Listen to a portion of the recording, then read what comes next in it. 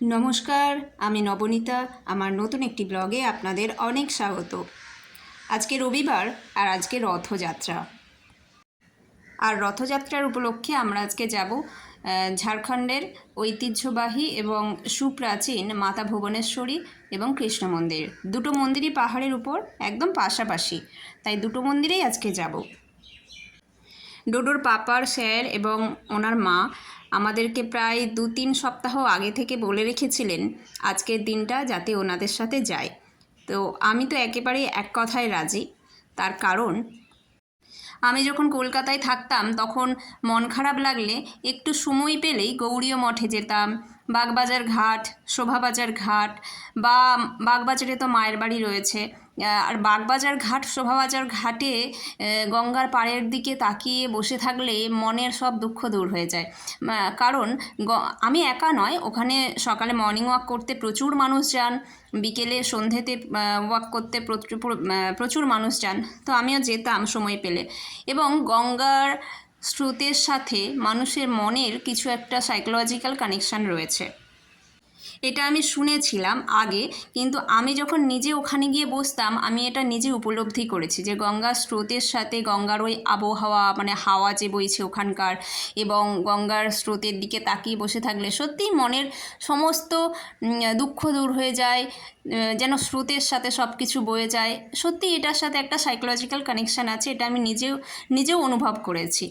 যাই হোক, আর একটা জায়গা ছিল, হাতিবাগানে একটা বড় কৃষ্ণ মন্দির ছিল। ওটা মানে ছিল নয়, ভুল বলছি, আছে এখনও। ওটা একজনের বাড়ির সাথে অ্যাটাচ করা, কিন্তু সবার জন্য মন্দিরটা খোলা।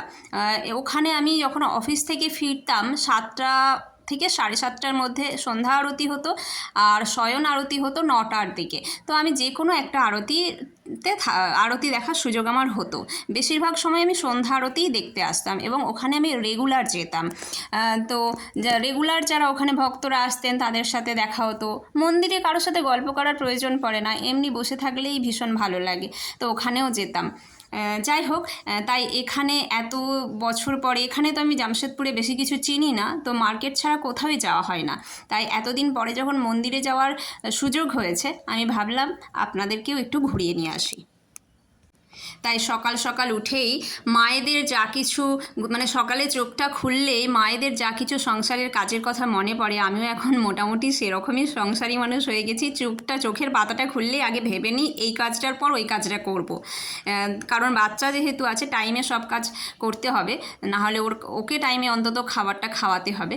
তো যাই হোক, সকালবেলা উঠেই 6টার সময় উঠেছি, উঠেই আগে ঘর ঝাড়ু দেওয়া, ঘর মোছা, এই সব কিছু করে নিয়েছি। তারপরে যা রান্নাঘরে বাসন ছিল সেগুলোও ধুলাম, রান্নাঘর পরিষ্কার করে, ঘরটর ভালো করে মুছে পরিষ্কার করে এখন আমি একটু চা বসিয়ে আমি আর ডোডোর পাপা চা খেলাম, আর আমার ছেলেকে একটু ছাতুর শরবত দিলাম। তারপর আমি একটু সকালে জল খাবারের ব্যবস্থা করছি। ওর পাপা স্যারের সাথে বাজারে গেল। তো স্যার বলেই গেছেন তোমরা একেবারে দেরি করবে না, আমরা বাজার থেকে এসে যেন দেখি তোমরা একেবারে রেডি, আমরা শুধু এসেই ঝটপট বাজারটা রেখে বেরিয়ে পড়বো। তো যাই হোক, সেই মতো আমি আজকে জলখাবারে একটু ডালিয়ার খিচুড়ি বানিয়েছি, ছেলেকেও খাওয়ালাম, আমিও খেলাম।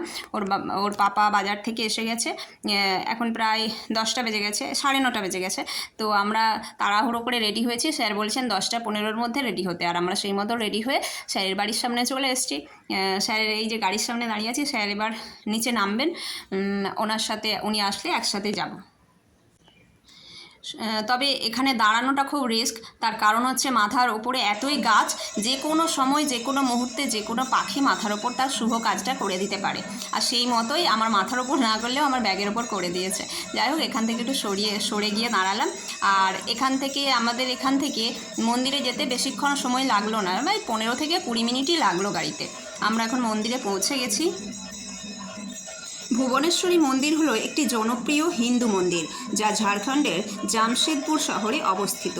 মন্দিরটি দেবী ভুবনেশ্বরীকে উৎসর্গ করা হয়, যাকে দেবী দুর্গার অবতার বলে মনে করা হয়। মন্দিরটি একটি পাহাড়ের চূড়ায় অবস্থিত, যা আশেপাশের প্রাকৃতিক দৃশ্যের অত্যাশ্চর্য প্যানোরামিক দৃশ্য প্রদান করে। শ্রীকৃষ্ণ মন্দিরটি টেলকো কলোনির ভুবনগিরি মন্দির কমপ্লেক্সে অবস্থিত। শ্রীকৃষ্ণ মন্দিরটি 1987 সালে কেরালিয়া আধ্যাত্মিকা সমিতি দ্বারা প্রতিষ্ঠিত হয়েছিল। এটি একটি পাহাড়ের চূড়ায় অবস্থিত। এই মন্দিরের প্রধান দেবতা হলেন ভগবান মহাবিষ্ণু শ্রীকৃষ্ণের রূপে। মন্দিরটি ভুবনেশ্বরী মন্দিরের পাশেই নির্মিত হয়েছে। এগুলি ছাড়াও কমপ্লেক্সে একটি মহাগণপতি মন্দির, হনুমান মন্দির, আয়াপ্পা মন্দির এবং নবগ্রহ মন্দির রয়েছে। প্রধান আকর্ষণ হল মন্দির কমপ্লেক্সের মণ্ডপগুলি। এই মণ্ডপগুলি ভক্তরা নিয়মিত আধ্যাত্মিক মণ্ডলীর পাশাপাশি মন্দিরের পরিচালিত বিবাহের জন্য ব্যবহার করেন। এই মন্দিরে নারায়ণীয়ামের আবৃত্তিকে অনেক গুরুত্ব দেওয়া হয়। মন্দিরে পালিত প্রধান উৎসবটি প্রভুর প্রতিষ্ঠা দিবসের সাথে যুক্ত। এই উৎসব 3 দিনের উৎসব। জামশেদপুরের লোকেরা ধর্মীয় আচার অনুষ্ঠান এবং মহান উৎসাহের সাথে এটি উদযাপন করেন। আর আজকে আমরা এই মন্দিরের এই প্রতিষ্ঠা দিবস উপলক্ষে যে উৎসব পালিত হয় এই মন্দিরে 3 দিন ধরে, সেই উৎসবেই এসেছি। স্যার ও ডোডোর পাপার যে স্যার, উনি এবং ওনার মা, ওনারা সাউথ ইন্ডিয়ান, ওনারা কেরলের মানুষ। তাই আজকের এই অনুষ্ঠান ওদের কাছে বিশেষভাবে তাৎপর্যপূর্ণ। তার কারণ এই মন্দির তো আমি আগেই বলেছি, এই শ্রীকৃষ্ণের মন্দিরটি কেরল সমাজের দ্বারা প্রতিষ্ঠিত।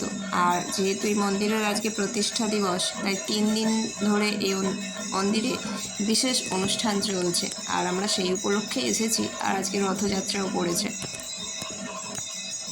হিন্দু ধর্মে বিভিন্ন সমাজে বিভিন্ন রকম নিয়ম রয়েছে। যেমন আজ আমি হিন্দু ধর্মে বৈষ্ণব সমাজের যে নিয়ম, সেটার সাথে কিছুটা পরিচিত। শ্রীকৃষ্ণের স্নান করানো, শ্রীকৃষ্ণকে সেবা দেখানো, এগুলোর সাথে পরিচিত। কিন্তু আজ এখন ভগবানের স্নান পর্ব চলছে, 16 রকম জিনিস দিয়ে ভগবানকে স্নান করানো হচ্ছে। আর সেই জন্যই এই বাদ্যযন্ত্র এটা কেরলের বিশেষ বাদ্যযন্ত্র।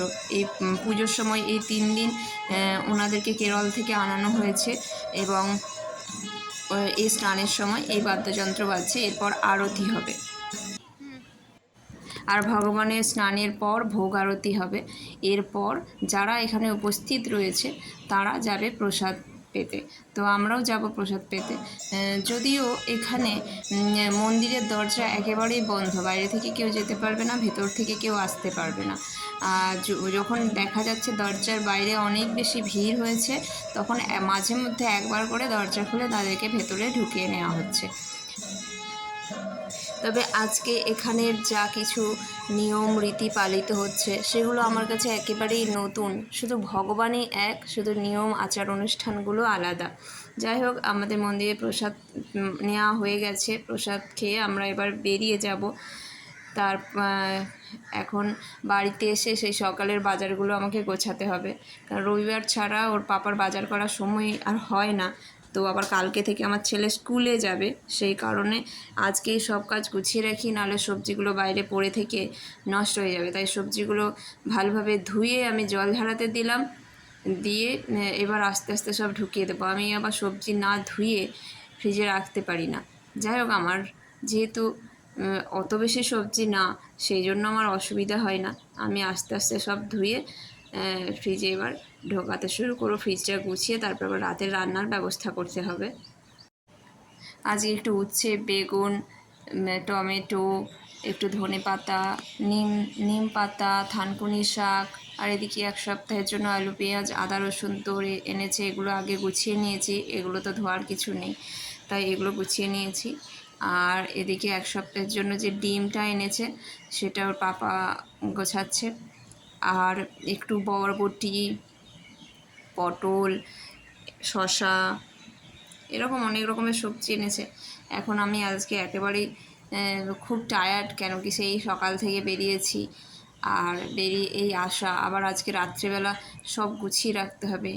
ও আরও একটা জিনিস এনেছে, একটু ঢ্যাঁড়স এনেছে, কুমড়ো, পেঁপে, একটু বাঁধাকপি, সব কিছু এনেছে। ওই এনে সব কিছু গুছিয়ে একটু ক্যাপসিকামও এনেছে, হ্যাঁ, পেয়ারা এনেছে।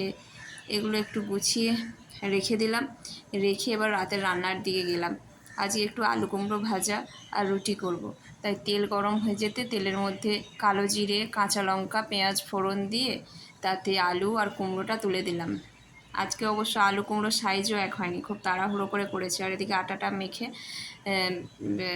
লেচি করে রেখেছি, আর আলুটা সেদ্ধ করে রাখলাম। কালকে সকালবেলা আলুর পরোটা বানাবো, তাই জন্য আজকে থেকেই সেদ্ধ করে রেখে দিলাম। সকালবেলা আলুর পুরটা তৈরি করে রাখলে তাহলে সকালবেলা পরোটা বানাতে সুবিধা হবে, ঝটপট হয়ে যাবে। তাই জন্য আলুর পুরটা তৈরি করে রাখবো রাতেই। আর এদিকে আটাও মেখে রেখেছি, কিছুটা আটা তুলে রেখেছি কালকে সকালের জন্য, সেটা ফ্রিজে রেখে দিয়েছি। আর আজকে রুটিটা করব, আর আলু কুমড়ো ভাজা রুটি হলে ছেলেকে দিয়ে দেবো, খেয়ে নেবে। আর যদিও একটু দুধ খেতে চায় খাবে, জোর করব না। যাই হোক, আজকের ভিডিওটা তাহলে আমি এখানেই শেষ করছি। সবাই ভালো থাকবেন, খুব তাড়াতাড়ি দেখা হবে আমার পরের একটি ব্লগে। তবে আপনি যদি আমার চ্যানেলে নতুন হয়ে থাকেন তাহলে চ্যানেলটি সাবস্ক্রাইব করে পাশে থাকা বেল আইকনটি ক্লিক করে পাশে থাকার অনুরোধ রইল। সাবস্ক্রাইব করার কথা এই কারণে বলছি, যখনই আমি আমার চ্যানেলে নতুন কোনো ভিডিও আপলোড করব, তখনই তার লিঙ্কটা যদি আমি আপনাদের সাথে শেয়ার করতে ভুলেও যাই, বা সময়ের অভাবে অনেক সময় সবার সাথে শেয়ার করতে পারি না, তো তখন আপনারা চ্যানেলটা সাবস্ক্রাইব করা থাকলে আপনাদেরকে আর শেয়ার করতে লাগবে না। ইউটিউব খুললেই আপনারা আমার ভিডিওটি দেখতে পাবেন, এবং পাশে থাকা বেল আইকনটি ক্লিক করে দেবেন, তাহলে একটি নোটিফিকেশনও পাবেন যখন আমি ভিডিওটা আপলোড করব। আর ভিডিওটি ভালো লাগলে একটা লাইক করে দেবেন। আর এই ভিডিওর কোন পার্টটা আপনার ভালো লেগেছে সেটা কমেন্ট করে জানাবেন অবশ্যই। আর আপনারা আর কি ধরনের ভিডিও দেখতে চান সেটাও কমেন্ট করে জানাবেন, আমি চেষ্টা করব সেই ধরনের ভিডিও করার। আর আমার পরের ব্লগে আমি দেখাবো আমার ছেলে প্রথম দিন স্কুলে গিয়ে কি করলো, বা আদৌ কান্নাকাটি করলো নাকি হাসি মুখে স্কুলে চলে গেল, সেটা আমি এর পরের ব্লগে দেখাবো। কারণ কালকে থেকে আমার ছেলে স্কুলে যাবে, তাই আমি পুরোটাই স্মৃতি হিসেবে ক্যামেরাবন্দি করে রাখবো। কারণ আমরাও যখন ছোট ছিলাম আমাদের জীবনেও এই দিনটা এসেছিল, তবে তখন মায়েরা এত অ্যাক্টিভ ছিল না, তাদের কাছে স্মার্টফোন ছিল না। তো আমাদের কাছে যেহেতু রয়েছে, তাই পরবর্তীকালে আমার ছেলে বড় হওয়ার পর সে যদি দেখতে চায় তার জীবনের স্কুল যাওয়ার প্রথম দিনটা কেমন ছিল, সে এই ভিডিওর মাধ্যমে দেখতে পাবে। পারলে ওর নিজের ছেলে মেয়েদেরকেও এটা দেখাতে পারবে। যাই হোক, সবাই ভালো থাকবেন, বাই বাই।